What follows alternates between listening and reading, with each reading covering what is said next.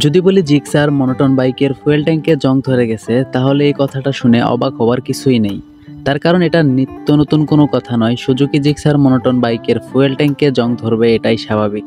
সেটা 1 মাস পরে হোক বা 3 মাস পরে হোক আর 1 বছর পরেই হোক না কেন, এই বাইকের ফুয়েল ট্যাঙ্কে জং আসবেই, এটা 100% গ্যারান্টি।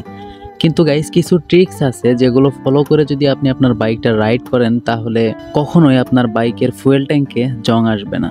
তো গাইস, আজকের ভিডিওতে আলোচনা করব কিভাবে আপনি আপনার বাইকটা ব্যবহার করলে, বাইকটা রাইড করলে বাইকের ফুয়েল ট্যাঙ্কে কখনোই জং আসবে না। তো গাইস, আজকের ভিডিওতে আরো জানতে পারবেন যে আমার বাইকটা আমি দীর্ঘ 9 মাস ধরে ব্যবহার করতে। আমার বাইকটা কিন্তু আজকে খোলা হয়েছে ফুয়েল ট্যাঙ্কটা পরীক্ষা করার জন্য যে আসলে জং ধরছে কিনা। তো আপনারা পুরো ভিডিওটা দেখলে এটাও জানতে পারবেন যে আমার বাইকের ফুয়েল ট্যাঙ্কের অবস্থাটা আসলে কেমন। তো গাইস, আর কথা বাড়াচ্ছি না, চলুন শুরু করি আজকের video. Guys, Suzuki Gixxer monotone bike মানেই হচ্ছে সমস্যা। বাইকের ফুয়েল ট্যাঙ্কে খুব তাড়াতাড়ি জং ধরবে, নষ্ট হয়ে যাবে, কার্বোরেটরের সমস্যা হবে, একের পর এক বাইকে সমস্যা লেগেই থাকবে। তো গাইস, যারা এই ধরনের কথাগুলো বলেন তাদের কথা আমি বলবো সম্পূর্ণ ভুল। তো আপনারা যদি আপনার বাইকটা সঠিক নিয়মে ব্যবহার করেন, সঠিকভাবে রাইড করেন, তাহলে কখনোই আপনার বাইকে এই সমস্যাগুলো হবে না। তার কারণ গাইস, আমি যে কথাগুলো বলতেছি এগুলো আমার নিজের অভিজ্ঞতা থেকে বলতেছি। তার কারণ আমি নিজেও সুজুকি জিক্সার মনোটন বাইক ব্যবহার করে আসতেছি দীর্ঘ 9 মাস থেকে। এখন পর্যন্ত আমি আমার বাইকে সেরকম বড় ধরনের কোনো সমস্যা পাই নাই। গাইস, ভিডিওতে আপনারা দেখতে পারতেছেন আমার বাইকটা একদম খুলে ফেলা হয়েছে, খুলে ফুয়েল ট্যাঙ্কটা খুলে ফেলা হয়েছে। তো আমার বাইকের ফুয়েল ট্যাঙ্কের অবস্থাটা আসলে কি রকম, তো সেটা আমি আপনাদের একটু পরে বলতেছি। আগে কিছু কথা বলে নেই। যদি আপনারা আপনার বাইকটা ভালোভাবে ব্যবহার করেন, শুধু যে বাইকের ক্ষেত্রে গাইস কথাটা এমন না, আপনার যে কোনো জিনিস আপনি যদি যত্ন না নেন, ভালোভাবে ব্যবহার না করেন, তাহলে সেটা নষ্ট হয়ে যাবে গাইস, এটাই কিন্তু স্বাভাবিক বিষয়।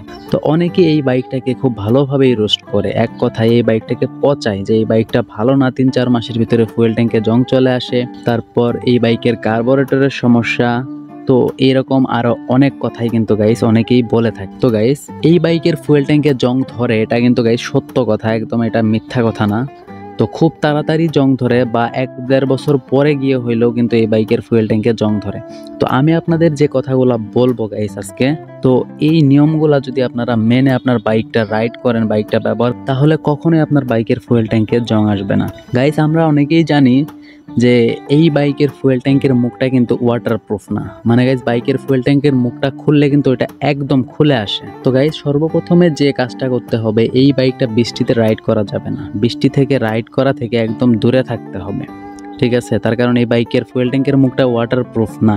বৃষ্টিতে যদি আপনারা বাইকটা রাইড করেন, তাহলে ফুয়েল ট্যাঙ্কের যে মুখের চারপাশে যে ফাঁকা জায়গাটা আছে, এই দিক দিয়ে কিন্তু গাইস ফুয়েল ট্যাঙ্কের ভিতরে পানি প্রবেশ করে।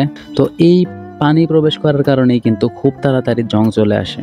আর গাইস, এই বাইকটা সবসময় আপনারা চেষ্টা করবেন ফুয়েল ট্যাঙ্ক ফুল করে রাখার চেষ্টা করবেন, তাহলে গাইস ফুয়েল ট্যাঙ্কের ভিতরে জং চলে আসার আশঙ্কাটা অনেকাংশে কমে যাবে।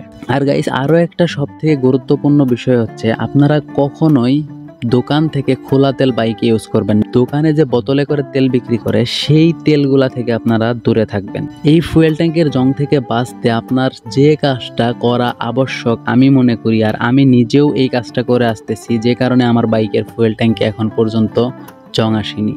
তো সেই কাজটা হচ্ছে গাইস, আপনারা 2 মাস পর পর না পারলেও 3 মাস পর পর হইলেও আপনার বাইকের ফুয়েল ট্যাঙ্কটা খুলে খুলে ওয়াশ করে নেবেন। তো সেটা সার্ভিস সেন্টার থেকে হোক আর যে কোনো বাইক সার্ভিসিং এর দোকান থেকে হোক না কেন গাইস, 2 মাস পর পর আপনারা চেষ্টা করবেন আপনার বাইকের ফুয়েল ট্যাঙ্কটা ওয়াশ করে নেওয়ার জন্য। যদি গাইস বাইকের ফুয়েল ট্যাঙ্কটা খুলে খুলে আপনারা 2-3 মাস পরে ওয়াশ করেন, তাহলে কখনোই আপনার বাইকের ফুয়েল ট্যাঙ্কে জং আসবে না। আর গাইস, ওয়াশ করার সময় পেট্রোল বা অকটেন দিয়ে কিন্তু ওয়াশ করবেন, পানি দিয়ে না। পেট্রোল আর অকটেন দিয়ে ওয়াশ করলে যদিও জং আসার সম্ভাবনা থাকে ভিতরে, তাহলে সেই জংগুলা কিন্তু বের হয়ে আসবে, আর কখনোই বাইকের ফুয়েল ট্যাঙ্কে জং আসবে না। তো গাইস, আমরা কিন্তু আরো একটা বড় ধরনের ভুল করে থাকি। সেই ভুলটা হচ্ছে, আমাদের বাইক আমরা মন চাইলে পেট্রোল দিয়ে চালাই, মন চাইলে অকটেন দিয়ে চালাই। গাইস, এই ভুলটা আপনারা কখনোই করবেন না। আপনি যদি মনে করেন যে আপনার বাইকে আপনি অকটেন ভরাবেন, তাহলে শুধুমাত্র অকটেন দিয়ে এই বাইকটা চালাবেন। আর যদি মনে করেন যে পেট্রোল, তাহলে গাইস শুধু পেট্রোল দিয়ে চালাবেন। তো গাইস, আরো একটা কথা বলি, অনেকে আমাকে কমেন্ট করেন যে পালসার বাইকের অবস্থা কি। গাইস, 2025 সালের শেষের দিকে এসে পালসার বাইকের ফুয়েল ট্যাঙ্কের অবস্থা আরো বেশি খারাপ জিক্সার মনোটনের থেকে। গাইস, আজকের ভিডিও পর্যন্ত। এই ভিডিও দ্বারা উপকৃত হলে লাইক করবেন আর কমেন্টের মাধ্যমে জানাবেন কি ধরনের ভিডিও চান। সবাই ভালো থাকবেন, সুস্থ থাকবেন, আল্লাহ হাফেজ।